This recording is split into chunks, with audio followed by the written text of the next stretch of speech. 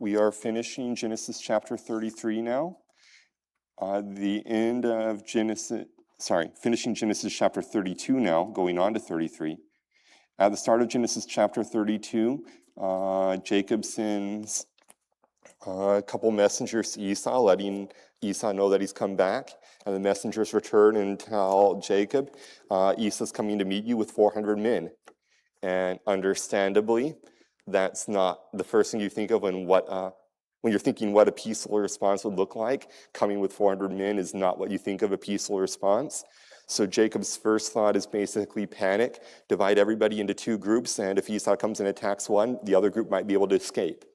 His second part, he prays to the Lord. And his prayer to the Lord in verses 9 through 12 is a very good example of showing humility and dependence upon the Lord. After that, he decides, abandoning the idea of seeing if one half of his people can flee and escape, he decides to give Esau gifts, and he sends all these animals in flocks with servants to lead them. And each of the servants leading them, he gives instructions to tell Esau, this is a present for you, and behold, Jacob's behind us. And he sends all these gifts across this brook during the day. And now we reach the night. It's been the end of that day where Jacob's made preparations, and we're at verse 21, the last verse we covered. So went the present over before him, and himself lodged that night in the company. So he stayed with all of his livestock and all of his family. He gave up on the idea of dividing them into two. They're all in one group. They're staying on the far side of the brook. He sent all these presents before him to meet Esau. And now it's time, not that he's going to get much sleep this night, but it is time for the night, and he's lodging there. Any comments before we begin today's study? Yes. It is, from that, it would seem though he's planning to spend some time alone with God. I mean, an implication, it doesn't say that, but to send your whole family and all your stuff across and you remain on the other side, especially when his brother's coming with 400 men, it would seem, I mean, he's got plenty of servants to protect it, but it's like, I'm going to be by myself. That's verses 22 and 23, the first verses we're covering here today. And it's very right, very profitable. Do I have a volunteer to read verses 22 to 26? Go ahead, Bradley. He rose up that night, took his 2 wives, his 2 women servants, his 11 sons, passed over before Jabbok. And he took them and sent them over the brook, sent over that he had. And Jacob was left alone. The rest of the men him until the break of the day. And we saw that he prevailed not against him, touched the hollow of his thigh, and the hollow of Jacob's thigh was out of joint as the rest of them. And he said, let me go, for the day breaketh. And he said, I will not let you go except thou bless me. So here, it's the middle of the night. Presumably, Jacob has not been able to sleep at all. I can't imagine what this feels like. You're already worried about your brother, and you know he's going to meet you with 400 of the men, and the implication is he's going to fight. So in the middle of the night, he decides, okay, there are better things I can do than sleep. So he takes his whole family, his wives, his maids, and all 11 of his sons. They cross the brook, so now they're on the side where Esau is. And then verse 23, and he took them and sent them over the brook back to the far side and sent over all that he had. So he decides, okay, we're going to go as a family. Then either he changes his mind or he already planned this the whole time to send them all back so he can meet Esau alone and see what's going to happen. That's what's happening here. Either he makes that decision after all of them have crossed over, or he's already decided and he figured out a way to arrange circumstances this way. So now his whole family's on the far side of the brook. He's on the near side. And we have verse 24. And Jacob was left alone, and there wrestled a man with him until the breaking of the day. based on what we see, specifically that this man directly blesses Jacob and doesn't bless him by God, he directly blesses him. This seems to be a Christophany, an appearance of Jesus Christ before he came to earth. But so Jacob's by himself. He's wrestling with this man that presumably is an appearance of the Lord. And so they're wrestling all the way until the breaking of the day, until the light comes up, until you start to see the sun's about ready to rise, that whole time. It's definitely a good thing to keep Jacob's mind off his problems. He's been making all of these decisions back and forth. The Lord may have used this to keep him from making a decision that would have been negative, that would have been against the Lord's purposes. But definitely he's not concerned immediately about Esau anymore. He's wrestling. And verse 25, when he, this is presumably, at least the angel of the Lord, presumably the Lord, when he saw that he prevailed not against him, that's Jacob, he touched the hollow of his thigh. So he hit Jacob's thigh joint where the hip is and knocked his thigh out of joint. And so we have there the hollow of Jacob's thigh was out of joint as he wrestled with him. That's going to keep him from standing and getting leverage. I've never dislocated anything myself. I've heard when you dislocate something, it usually doesn't hurt that much immediately, then it starts hurting more and more and more and more as the dislocation continues. But so he takes Jacob's thigh out of joint. We're at daybreak here, and Jacob's continuing to wrestle. And this is the angel of the Lord, or a Christophany itself. And we're in Genesis chapter 32, verse 36, and it's good to see you, John. Sorry, chapter 32, verse 26. It's good to see you, John. So he, the angel of the Lord, or the appearance of Christ, said, "Let me go, for the day breaketh." It's time to let me go. It's daylight already. And this is immediately a recognition. Jacob's already known that this is not just a normal, any ordinary man or anything of that sort because of his response. And he said, this is Jacob saying, "I will not let thee go except thou bless me." So Jacob already knew this is not natural. It's not of human origin. It's not something you ask of any random person you're wrestling. "Let me go, we're done wrestling. I won't let you go, bless me first." You'd only do that if you knew that in this case, the one that Jacob was wrestling had power to bless him. So those are these verses. One immediate reason, the Lord had specific purposes for dislocating Jacob's hip. There's a couple that are immediately apparent here. One is that Jacob now doesn't have the opportunity of running. Running and fleeing away from Esau is no longer an option. He's limping for a while. Two is when they meet, Jacob's bowing himself down and Esau's the one who runs first. And in that culture, when Esau is running, then Jacob knows it's safe. And Esau, seeing Jacob limping, wouldn't think anything about Jacob being slow to approach him, because it's like, oh, he's injured. Of course, he wasn't running to greet me and hug me and so on and so forth. That reason, it helps with their meeting specifically. And then it gives Jacob an added weight to his excuse for not traveling with Esau when Esau wants both of them to travel back together. And Jacob basically says, look, the cattle and the children and such are really tender, and if I push them too fast, my flock's going to die. And he doesn't say, but it's very obvious, and I'm limping too, so I'm not going to be going very fast. But all that to mention, all of these circumstances work in the favor of the Lord's purposes for this. And there are definitely more. The Lord is completely perfect, but those are ones that are evident that basically the Lord uses to fulfill his promise and makes the meeting between Jacob and Esau the absolute best that could be asked for.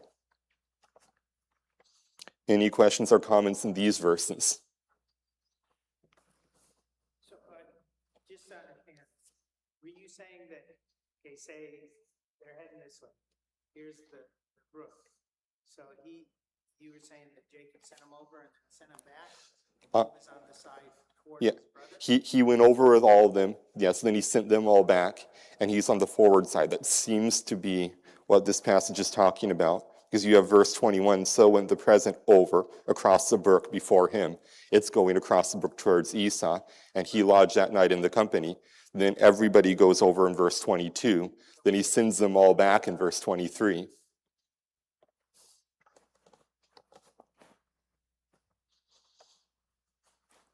So that's the way I read it. That's what seems to be the case. I would not say I'm absolutely certain that is the case, because this is an unusual situation. I just thought he sent them over and he remained by himself on the backside. That was. So, You did mention it, but I thought it's really, two things there to me that sticks out. I'm not gonna let you go until you bless me. And of course, it's different today for us, because we're not literally wrestling with a person, but there is a sense in which, Lord, I'm gonna spend time with you till I know you're answering this prayer, you're directing my life, showing that real desire. I don't want, that statement to me says, I don't want my own way. I want your way. And then the second thing I think you mentioned was, I thought it was really good, that he couldn't run now.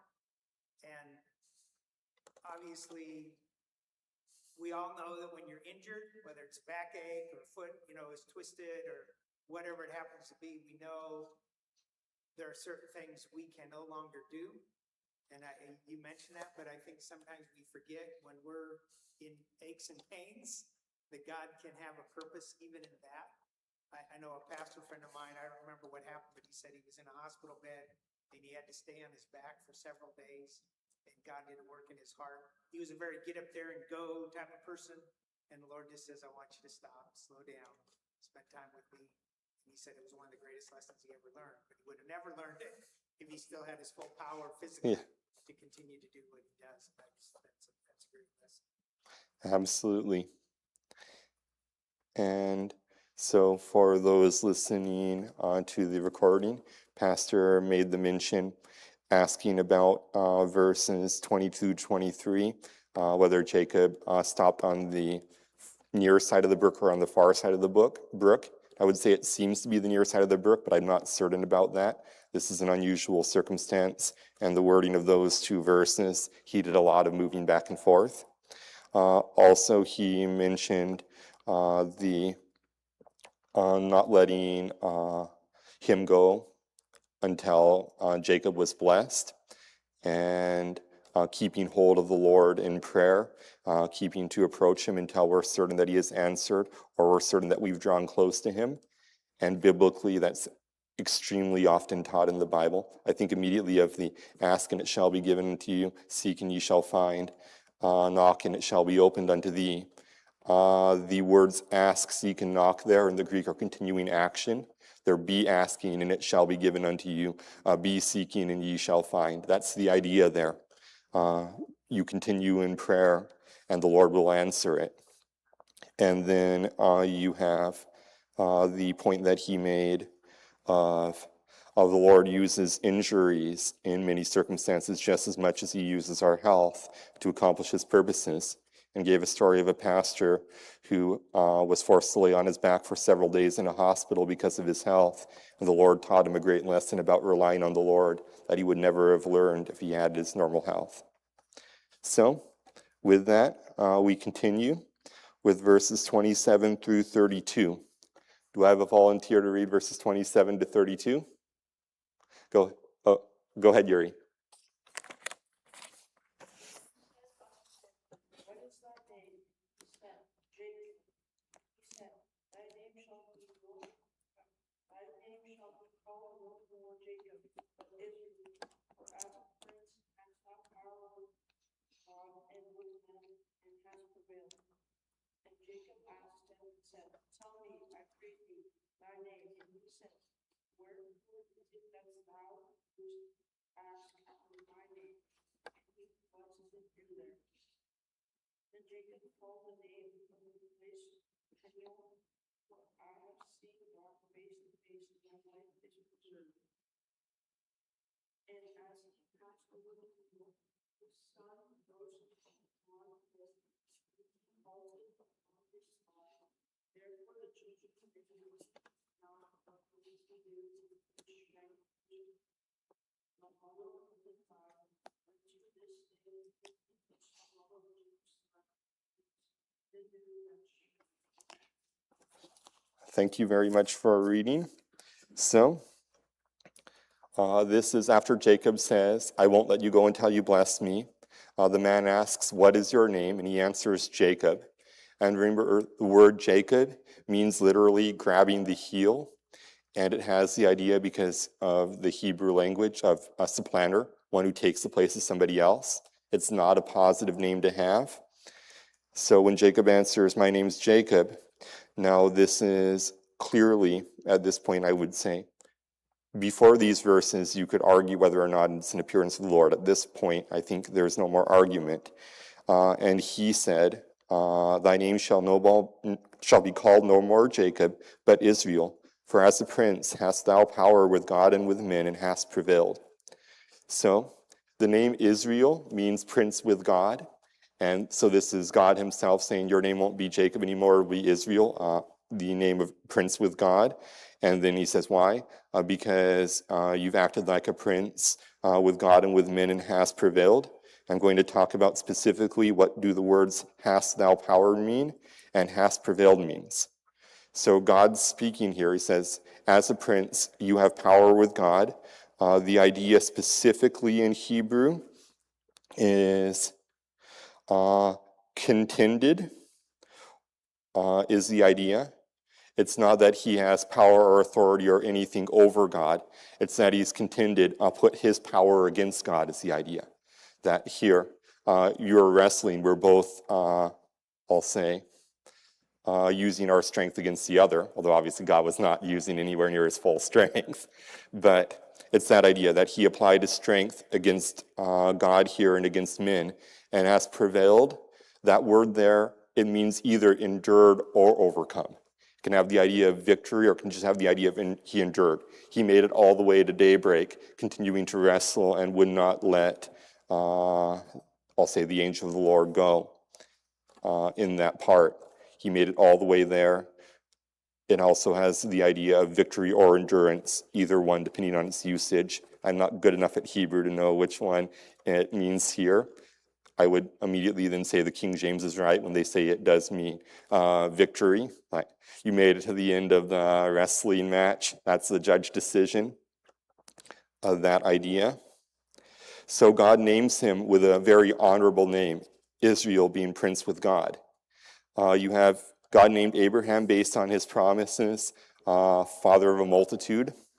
God told Abraham to name Isaac, meaning laughter, both because both Abraham and Sarah laughed when they heard of the promise, and because, as Sarah said, God has made me laugh, and all that hear will laugh with me. And now God changes Jacob's name to Israel according to his purposes. And the nation from here on will be called the nation of Israel, after Jacob himself, not the nation of Abraham, although they're often referred to as the seed of Abraham.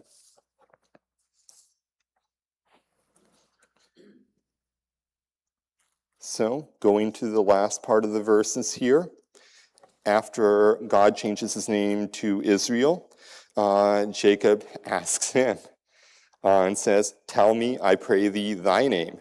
So, how about you tell me your name? And the Lord directly avoids the question, wherefore is it that thou dost ask after my name?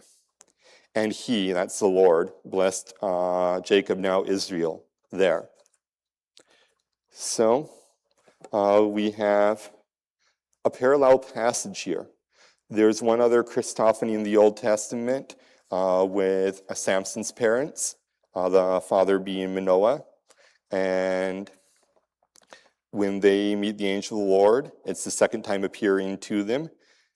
They ask his name, and his response is, why dost thou ask after my name, seeing it is wonderful? Actually, that's not the exact phrase. It's a phrase very similar to the New King James. It's seen it's a secret. Seen it's a secret in King James. And it's Judges 13, 17 through 18. So there's another, it seems, very direct parallel here with another Christophany. That one's also easily provable as an appearance of the Lord because he directly accepts worship and a sacrifice from Samson's parents. So here, when Jacob asks his name, he just says, "Why are you asking?" And implication is, wait, it's not the right time and you don't have the authority to ask my name. We see with Moses, when Moses asks, God answers, and I always found that very, very interesting. That's about the only time when somebody asks for the name of the Lord and gets a response, it's Moses. But here, there's no response, but the Lord blesses Jacob at the end of that verse. So he doesn't give Jacob his name, but blesses him specifically.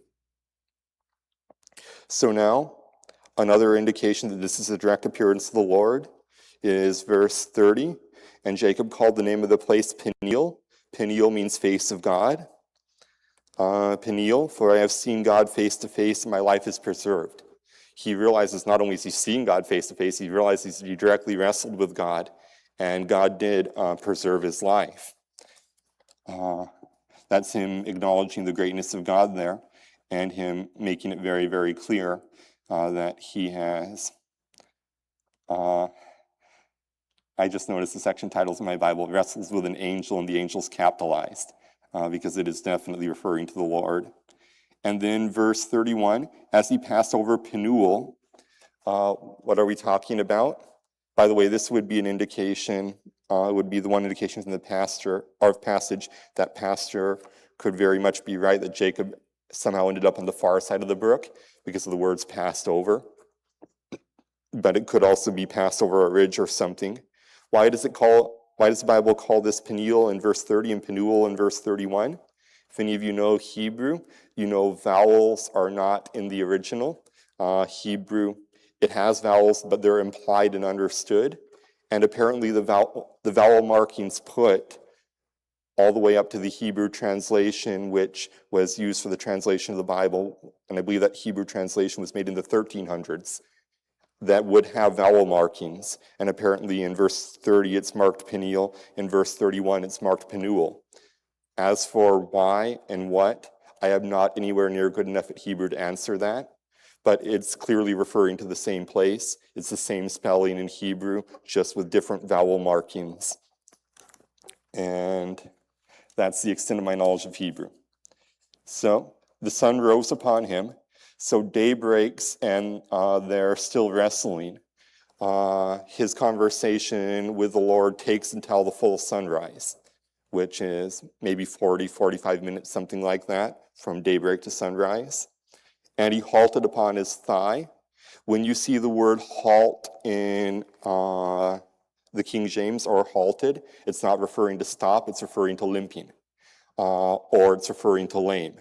There are passages in the Old Testament that reference God healing the halt, and it's not talking about healing people who stop, it's talking about healing the lame.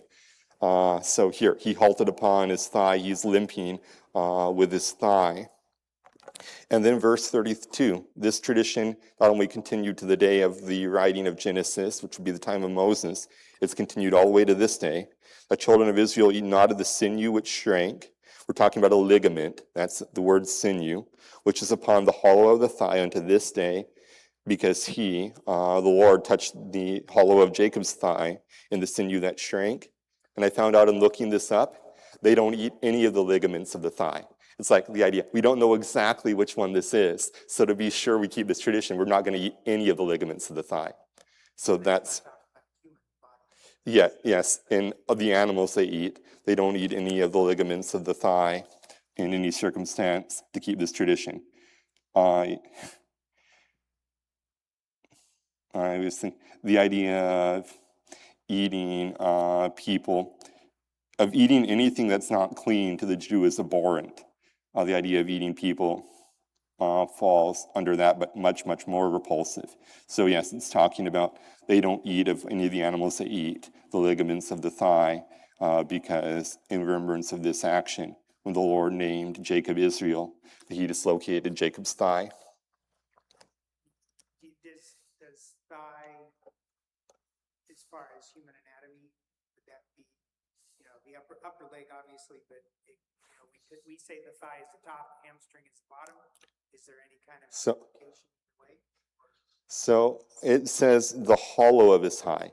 And when I think the hollow of his thigh, I think of at the front when the thighs divide between the pelvis and the thigh there. I think he got hit there and it took his leg out of joint.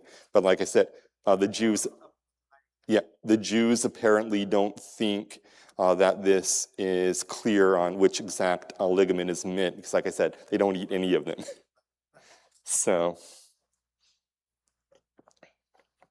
any other questions or comments about these verses? This is the beginning. Now we're talking about Israel and the people of Israel and the children of Israel, with Jacob's name now changed to Israel. So, summary of Genesis chapter 32. In this chapter, Jacob has two visions of God at the start and at the end, each time giving Jacob exactly what he needed for what was going to happen. Between the two visions, he tries to appease Esau, sends some messengers, gets the response that Esau's coming with 400 men, tries all of these various things in his human wisdom. None of these preparations lead to anything. He prays to God, and God directly answers here. And we see in these, because of his injury now, it's guaranteed time is up. He and Esau are going to meet. So now we get the purposes of Genesis chapter 33. Genesis chapter 33 is in the Bible. It shows what happens when Jacob meets Esau. It shows the fulfillment of God's promises. God, all the way back a couple chapters ago, has told Jacob to return to Israel and that he would be with him and bless him. And so Jacob has done that. This is the fulfillment of God's promises.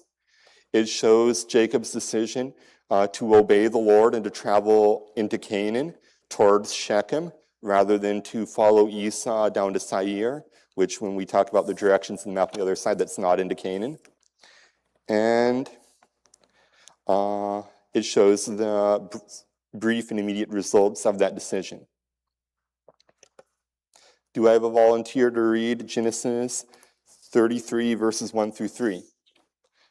Go ahead, Steve. Jacob looked at the side, and behold, Esau came, and then 400 men divided children unto Leah and to Rachel and to two handmaids. He put the handmaids and their children foremost, Leah and her children after, and Rachel and children hindermost. He passed over before them, bowed himself to the ground 7 times until he came near to his brother. So this is Jacob's preparation to meet Esau.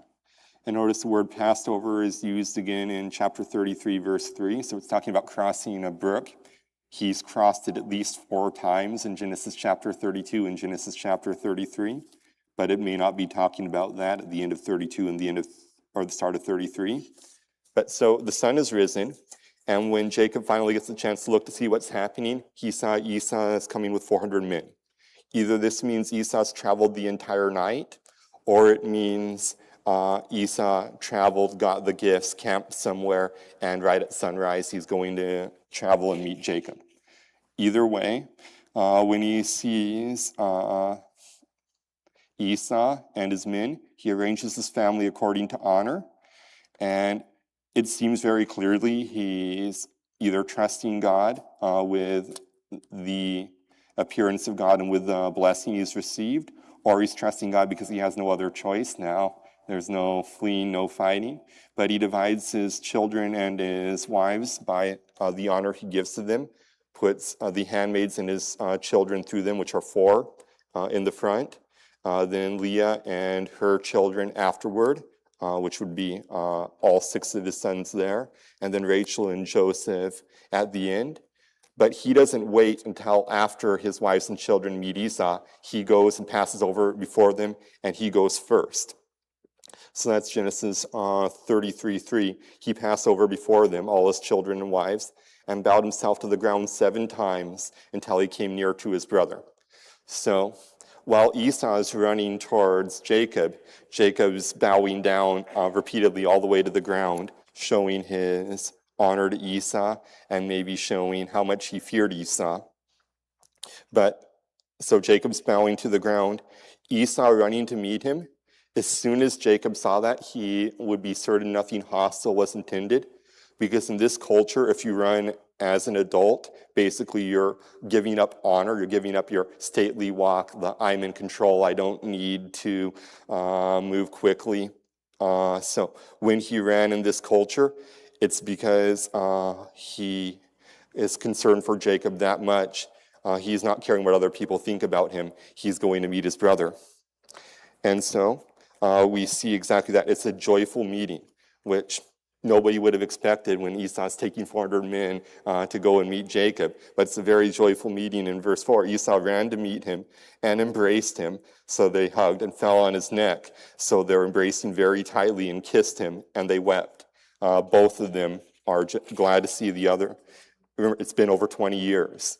And in this time, with God's working, he's worked out all the circumstances. So Esau and Jacob will never have a perfect relationship, but it's no longer a hostile one. And that's their meeting of verse 4. Before I continue, do I have a volunteer to read verses 4 through 11?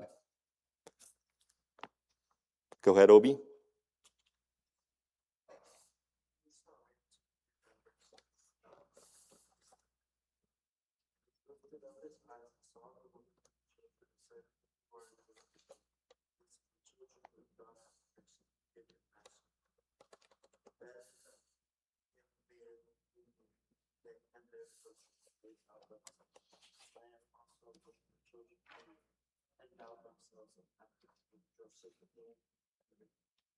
And they bowed themselves. And he said, "What is that by all this which I met?" He said, "Grace is Esau said, "I have nothing but shadow unto myself." And Jacob said, "I pray thee now have grace in thyself, and receive my blessing by my. For therefore I have seen thy face, as though I had seen the face of God. Thou must teach me. So I pray you, my blessing that was brought to you, because of self-righteous, and because I have enough conversion." So, after Esau and Jacob have met and embraced each other, and presumably they're still weeping, Esau sees Jacob's family. And that's the first question he asks, "Who are these with thee?" And so Jacob's responding, "They're my family and the children that God has graciously given me." So then his family introduces themselves to Esau in verse 6 and 7. And following Jacob's example, they bow respectfully unto Esau. And so notice they come in the same order that Jacob has presented them. His 2 maids first and their children, then Leah and her children, then Rachel and Joseph. And then Esau's next question, he asks about the gift. I don't know why he asked directly, because he already knew the meaning of the gift, because the messengers with each part of the gift have already told him. But there is a reason, I guess, why he's asking this. I think it's because he planned to refuse the gift, as he's going to tell to Jacob. But he asked, "What did it mean? All the flocks, all the droves that you sent me, what did they mean?" And Jacob's response is, "These are to find grace in the sight of my Lord." Like all these gifts were to get your favor. And now Esau's going to try to refuse the gift. So whether that was his point in bringing this up, or whether he's just decided, Esau says, "I have enough, my brother. Keep that thou hast unto thyself." And Jacob said, "Nay, I pray thee." So Jacob's going to insist, "If now I have found grace in thy sight," in other words, now you've seen me favorably, "then receive my present at my hand, For therefore have I seen thy face, saying I've seen you favorably too, as though I had seen the face of God. He's not saying in any way Esau's face is like the face of God, but he's saying it's just as pleasing to me to see your face as it would be to see God's face. And thou wast pleased with me. So Jacob's saying, look, you've received me favorably. I've looked upon you favorably. So take this gift from me because it's a great, joyous occasion to meet you. It's like seeing the face of God, and you were pleased with me. And so then, if that wasn't enough, he insists even more in verse 11, maybe knowing Esau's stubborn. Take, I pray thee, my blessing that is brought to thee. In other words, God's blessed me with this, and I'm blessing you with it, because God hath dealt graciously with me, and because I have enough. Like you said, you have enough, I have enough too. And he, Jacob, now Israel, urged Esau, and he, being Esau, took it. He took the present. So, that's the end of verse 11. We're going to briefly cover verses 12 through 17, because that is a perfect point to leave off. So, verse 12, I will read.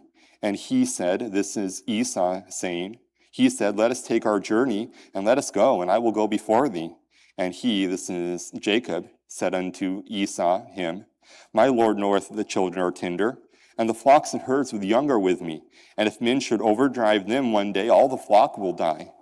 Let my Lord, I pray thee, pass over before his servant, and I will lead on softly, according as the cattle that goeth before me, and the children be able to endure, until I come unto my Lord, unto Seir. And Esau said, let me now leave with thee some of the folk that are with me. And he, this is Jacob, said, what needeth it? Let me find grace in the sight of my Lord. So Esau returned that day on his way unto Seir. So, we have here's Esau's idea. Let us go and journey together and head to Seir, which, if you look at the map on the back side, we're on that side now. The X is where they are now. Seir is just straight south. Going south all the way, not into Canaan, going all the way down to the mountains there. They get very good irrigation because of rainfall and such off the mountains. Although it doesn't rain much there, there's great irrigation. And Esau's saying, let's go down there and live as brothers. And Esau said, I'll go before you and you follow me. In other words, I'll show you the way to go, you follow me. And Jacob says, no. Basically, I have flocks with young with me, which so does Esau now that Esau's taken his present. But I have flocks with young. I can't lead them too hard. I can't lead the children too hard. If I press them too hard, my flock will die. So you go back. And I'll come softly, the idea is slowly, as I'm able to come until I come back to Seir. Jacob's not saying this because he plans to go back. He's planning to follow the Lord and go into Canaan. He's saying this to get Esau to leave ahead of him so Esau's not watching him anymore. And Esau says, okay, I'll leave you some of my men so they can help take care of your cattle and such on the way back. And Jacob's like, what needs it? There's no need for that. I'll be fine on my own. You just take all your men back. So Esau returns that same day, expecting Jacob to follow him. And in the last couple of verses, Jacob is not going to follow him. He's going to cross over to Canaan, which should be noted as an obedience to God. Probably wasn't the best to deceive Esau in order to make the parting without an argument. But that's what happens. Esau's going to leave, and when Esau's gone, Jacob's going to start heading the other direction and head across the Jordan River into Canaan. Any questions or comments before we close? Okay, let's close in prayer. Dear Lord God, we thank you for this study, for the faithfulness you've shown to Jacob, for the faithfulness you show in each of our lives, for our understanding that you are sovereign over everything, and our ability to trust in you in every circumstance of life. We pray in all of these cases that we would draw closer to you, and that the example of Jacob and his trust in you here would be an encouragement unto us. In Jesus' name, amen.